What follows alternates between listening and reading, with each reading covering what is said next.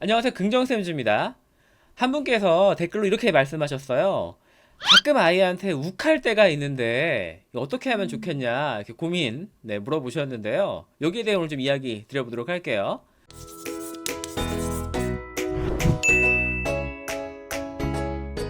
예쁘잖아요, 사실. 그쵸? 그렇죠. 엄청 예쁘죠. 네, 엄청 예쁘죠? 예쁘고 소중한데 그럼에도 불구하고 욱할 때가 있죠. 있죠. 네, 많죠. 언제 욱하시나요? 두 분은? 일단 거짓말을 하거나 뭔가 약속된 걸 하지 않을 때 욕하죠. 요즘 되게 텔레파시 통한 줄. 나도 약간 약속이 안 지켜졌을 때라든지 뭐 거짓말할 네. 때 이럴 땐 당연히 욕하는데 사실 그럴 때 말고도 또 욕할 때가 부모가 그러니까 내가 이미 감정적으로나 좀 힘든 일 때문에 다운돼 있을 때 애가 음, 똑같은 행동을 해도 더 화를 내거나 음, 하게 되는 경우 분명히 있어요. 확실하게. 또 이제 음, 보통 아이가 밥 먹으라고 할 때 밥 안 먹을 때, 또 자야 될 시간에 음, 잠 안 자고 버틸 때, 이럴 때도 굉장히 부모들이 화나죠. 그치. 네. 음. 욱하다가 부모 올라와서 화내고 또 아이 자는 모습 보면 은 미안해집니다. 그래서 내가 또 이 어린아이한테 또 화를 맞아. 냈네, 조절해야 맞아요. 되는데 라는 죄책감에 또 어, 휩싸이죠. 음. 그러다가 음, 또 그 다음에 같은 행동이 반복되면은 또 다시 욱하는 그런 악순환에 빠지게 되는데요. 음, 사실 이 욱하는 모습 아이도 따라서 배운다고 해요. 그래서 부모가 감정 음, 조절하는 것은 대단히 중요해요. 왜냐하면 아이도 감정 조절하는 것을 배울 수 있기 때문이죠. 그래서 이 아이에게 음. 정서적으로 큰 영향을 미치는 이 감정 조절법에 대해서 좀 이야기해 보도록 할게요. 이런 문제 음. 어떻게 해결하면 좋을까요? 두 분은 어떻게 감정 조절하시나요? 사실 저도 이제 어른이지만 저희 어렸을 땐 이런 거를 배운 적이 없거든요. 사실 부모님들도 되게 억울하실 것 같아요. 음, 그래서 저는 어른이 돼서 이 긍정은요 공부를 하면서 배운 케이스인데, 이렇게 이렇게 호흡을 하면서 감정이 올라오고 화가 날 때는 그때는 그냥 아이와 잠시 거리를 두고 또 다른 장소를 가거나 네, 다른 일을 하거나 음, 이렇게 하는 방식으로 해결을 하는 것 같아요. 저 같은 경우에는 그냥 그 뒤를 상상해. 내가 화를 냈을 때 우리 아이가 어떤 기분일까?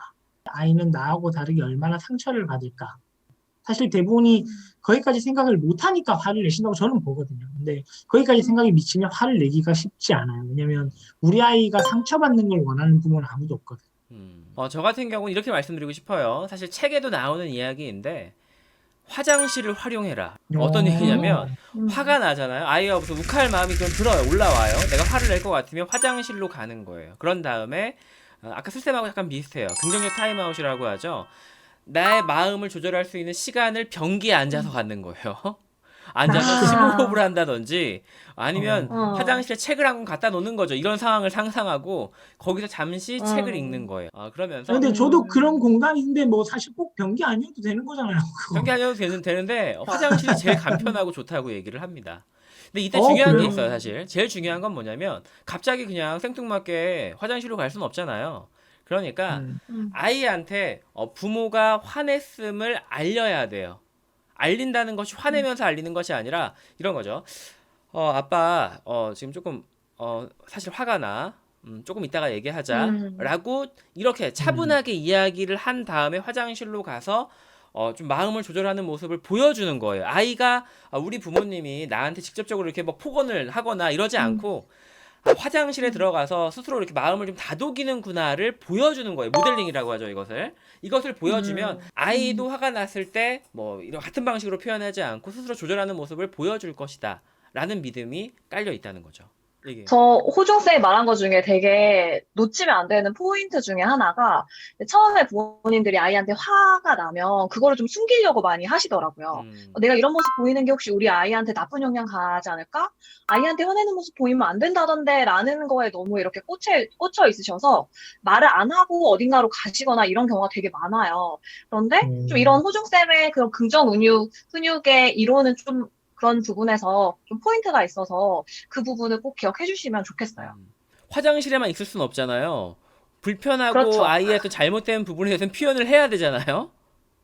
이런 음, 건 어떻게 표현하면 좋을까요? 뭐 화내지 않고 표현하는 방법이 있을까요? 쉬운 방법 중에 하나는 너라고 말하지 않는 거예요. 너로 시작하는 말을 안 하는 게 저한테 되게 도움이 됐어요. 보통 음, 화가 나면 너 때문에 엄마가 화났잖아. 너가 뭐뭐해서 아빠가 열받아. 라는 식으로 저희가 이제 자기도 모르게 얘기를 하게 되죠. 그런데 처음에 너라는 말 대신에 나 또는 이제 어떤 상황을 얘기하는 게 좀 도움이 되지 않을까 생각을 합니다. 저는 이렇게 하면 좋을 것 같아요. 기분 나쁜 상황이 조금 비난 때문에 그런 것 같아요. 그래서 저는 짧게 말하고 일단 두 번째는 사실만 말하면 좋을 것 같아요. 짧게 사실만. 장난감이 제자리에 있지 않네 라고 사실만 얘기하는 거죠. 야, 여기 돼지우리야. 이렇게 얘기하면은 돼지우리 아닌데요?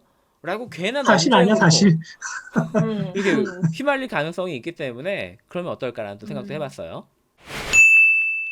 자, 이렇게 오늘 욱하게 될 때 어떻게 하면 좋을지 해결법을 좀 찾아보았는데요. 중요한 것은 부모가 버럭하고 그것이 반복될 때 아이는 처음엔 놀랄지 몰라요. 그래서 그 행동을 멈출지 모릅니다. 하지만 자주 같은 행동을 보게 된다면 그냥 우리 부모님 또 이렇게 하네 라는 것, 그리고 이렇게 화가 날 때는 이렇게 욱하여서 버럭하여서 화내는구나 라는 것을 아이도 그대로 배울 가능성이 있기 때문에 이런 어떤 방법들을 같이 사용해 보시면 자녀 교육에 도움이 되지 않을까 생각해 봅니다. 궁금하신 것이 있으면 또 댓글 남겨주시면 답변 드리도록 할게요. 네, 그럼 마치도록 하겠습니다.